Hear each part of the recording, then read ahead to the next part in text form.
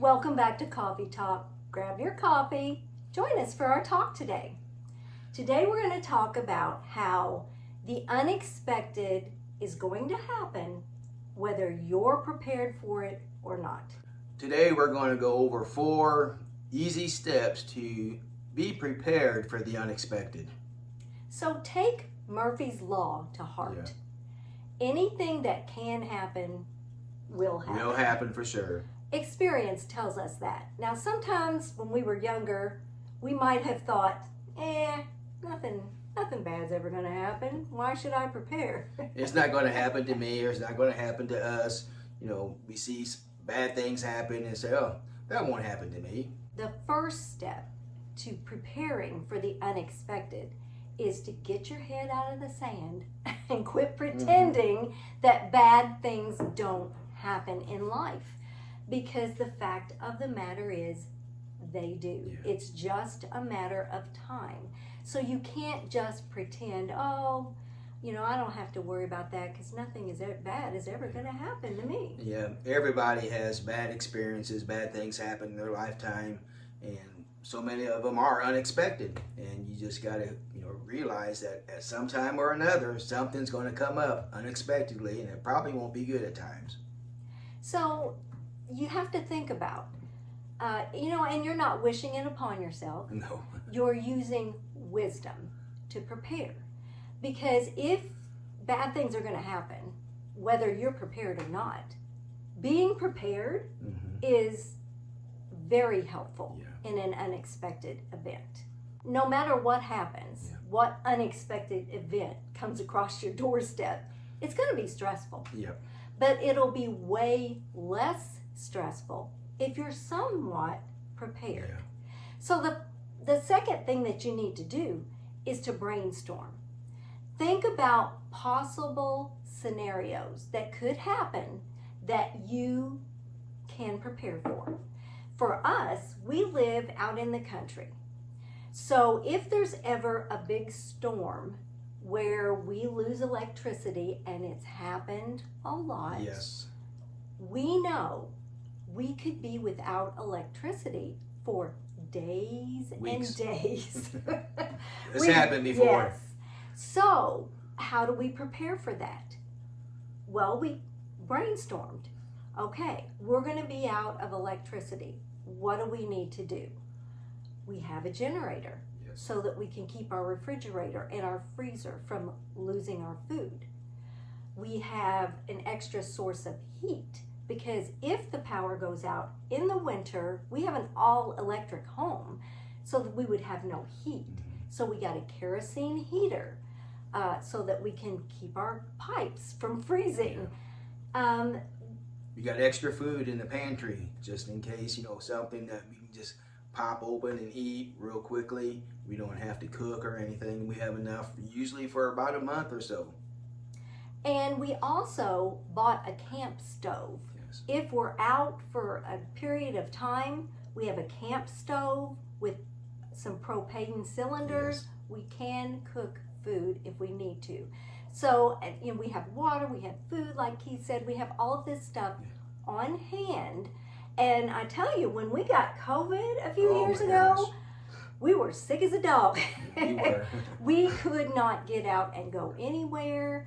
We could barely walk across the room without being winded.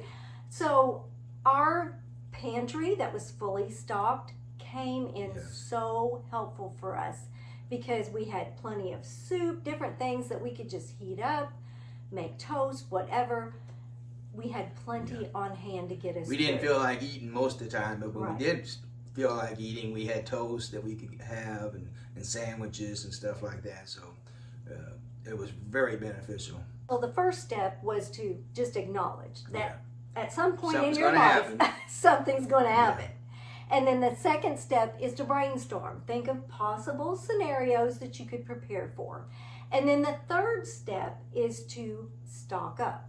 That means invest your time, invest your money into preparing for these possible scenarios. It wasn't cheap for us to buy a generator or a kerosene heater or we have extra gasoline on hand to run the generator. We have kerosene stocked up in case we need that. All of this, it's not cheap to go out and do it, but you can do it little by little. Make a list of what you can do so that when we lose power, we're not up a creek without a paddle. That's We've right. got even kerosene lamps. I've got candles everywhere.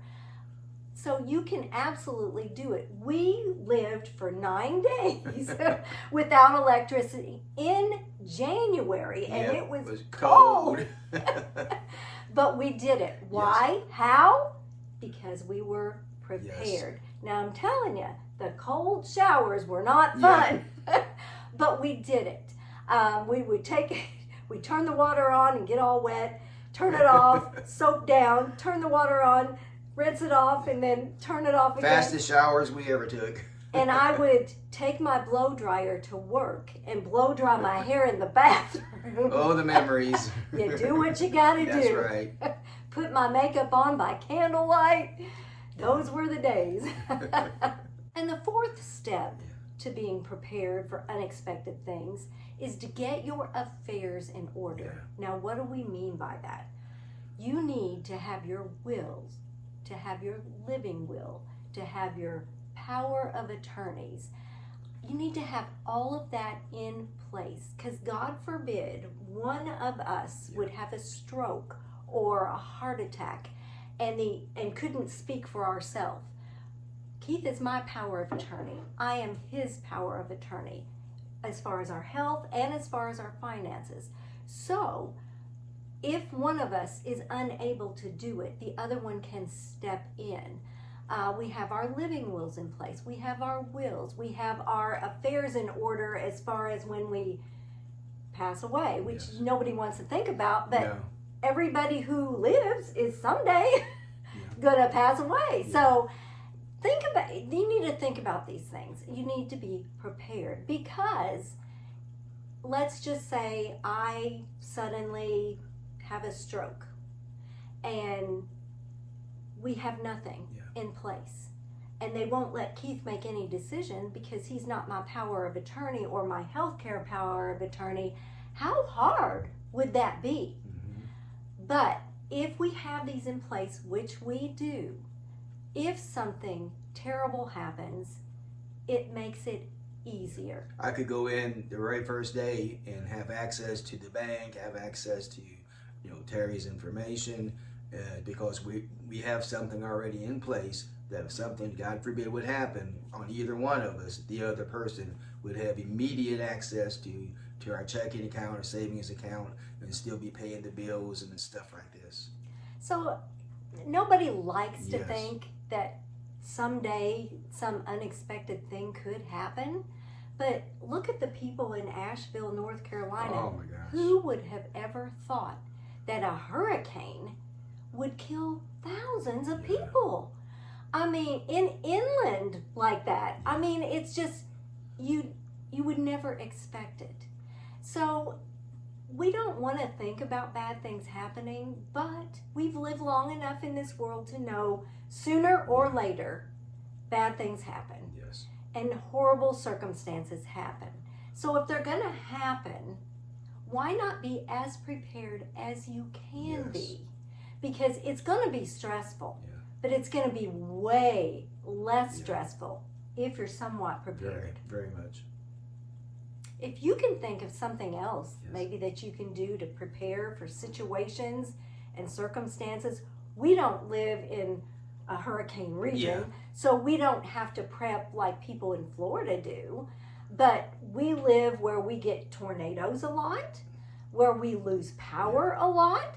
And so these are things that we can anticipate and that we can prepare for. Yeah, we get like ice storms, and we do have some effects from the hurricanes as far as the winds that come, real big hurricanes that come up here. But ice storms, it does a lot of damage to our electrical lines and stuff like that. And because we live out in the country, we are not a priority to get our power we're back the last on. ones. They do the people who live in near hospitals and downtown and stuff, then they work their way out. So, we're pretty much last Yeah. on the list. So we need to be as prepared as we can for those type of Yes. circumstances. We appreciate you joining us today. If you would think of something that you would like for us to talk about in a coffee talk, let us know in the Yes. comments. We'll see you next time on Retired And loving it. If you would like to see more of our videos, click the video that just popped up on your screen